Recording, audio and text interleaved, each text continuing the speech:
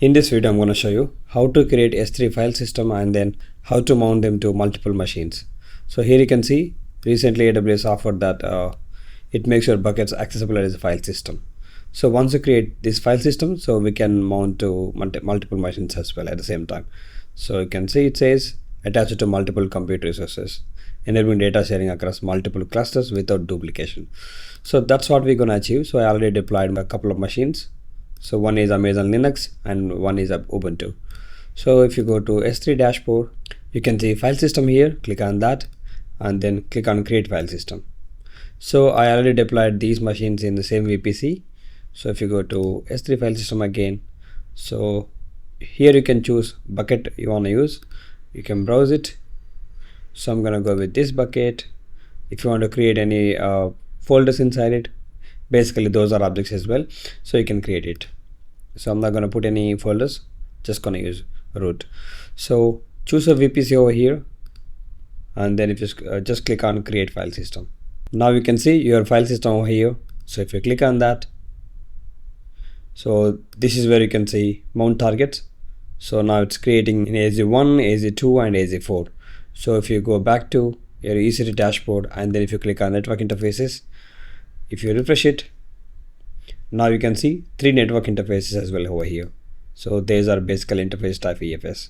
So you can see S3 files mount target to this one. So this one in 1C and then this one in 1A, this one in 1B. Basically this created network interfaces in availability zones wherever I had to have these subnets. So soon you're going to see them available. Then how you're going to attach? So once they are available, you can click on this attach and then you can follow the commands. So meanwhile, if you go over here, I'm going to create a directory, mkdir data, and then I'm going to put same name here. You can put different names as well, mkdir data. So if you check the path, it's in this directory, and then if you check the path, it's in Ubuntu home directory. That's fine. If you come back and refresh it here, it took around 5 minutes to see available. That's fine. Now if you click on, you can see multiple options to attach. Even you can attach it to ECS and then Lambda function or EC2. In our case, we have EC2 machine. Click on this one, attach, and then choose your instance. So let's say I do have this machine because it's going to give you commands. So this Amazon EC2 I do have. So I do have path for /home and then EC2-user and then we got data. So once you do this, now you got the commands, so you can simply copy paste them.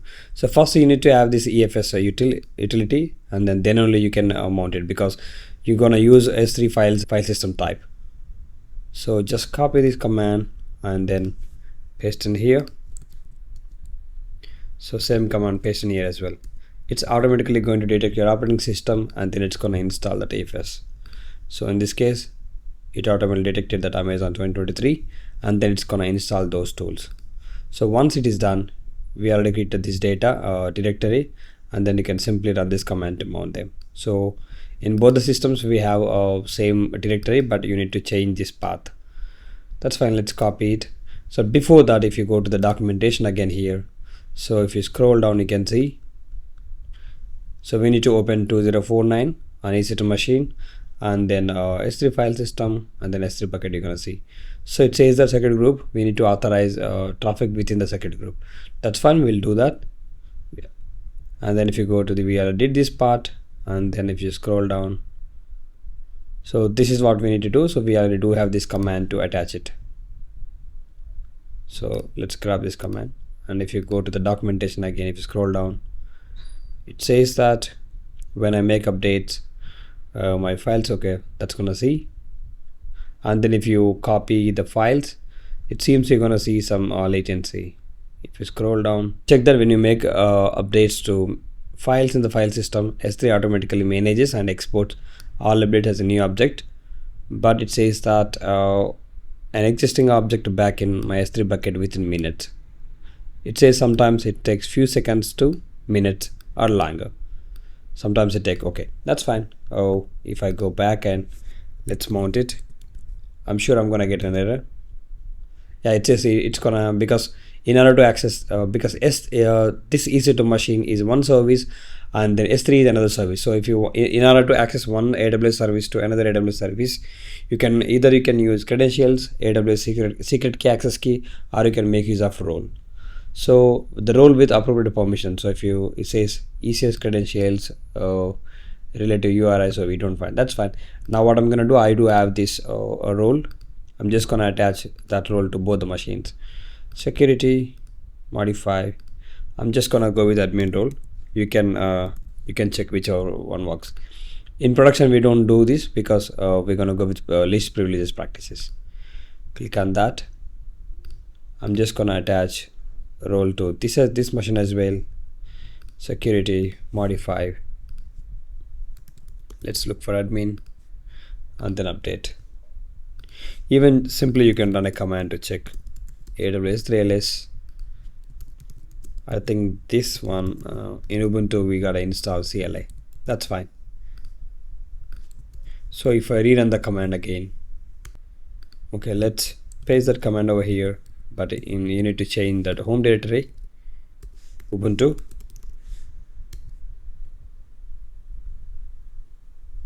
Okay, it's not working. The reason for that, if you go back to this file system and then mount targets, if you click on that, you can say VPC. Okay, let's go to network interfaces. That's where we usually attach circuit group. So just click on one of these groups. So it seems it got default circuit group. So if I go to default circuit group, it says inbound all traffic, but still we need to open that 2049 NFS port. Even you can type NFS, let's say from anywhere, or maybe from our circuit group. So if you look for allow all and then save it. Now let's go back and rerun it. Yeah, it's been mounted now. I'm gonna mount it to here as well. Yeah, if I do df-h, I can see that now over here as well. So I'm gonna get into the directory. If I do ls-l, I don't see anything. But if let's do watch ls-l.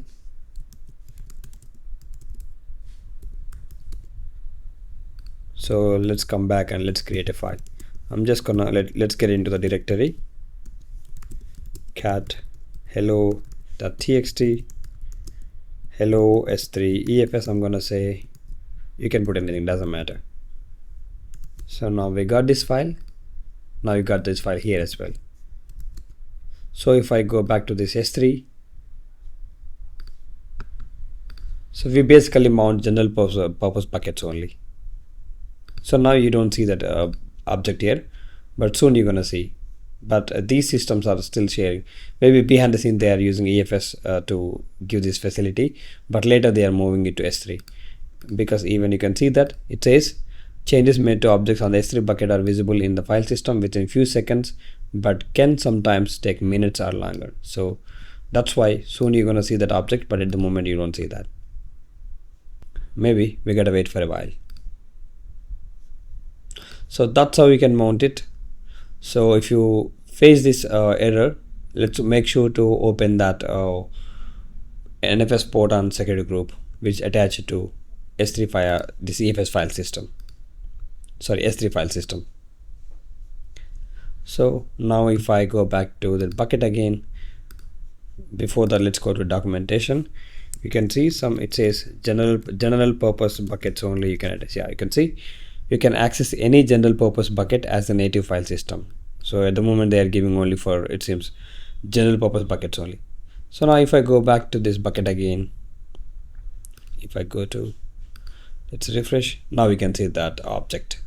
So that's how you can create this file system. In order to clean this up, what you can do actually, let's go to file system. If you try to delete this straight away, it's not gonna work. So you need to delete that mounting targets. Click on that. So you need to delete one by one. Let's say confirm, and then make sure to delete this access point as well. Otherwise it's gonna give you this error if you try to delete this one without deleting that access point. Okay, still it's deleting that one, but that's gonna give you access point error as well. Let's go back and let's delete that access point as well. Okay, that looks clean now. Now go back and you can delete it.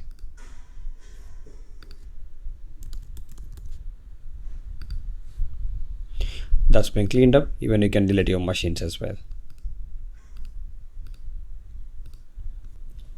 That's all for this video. Thank you so much for watching.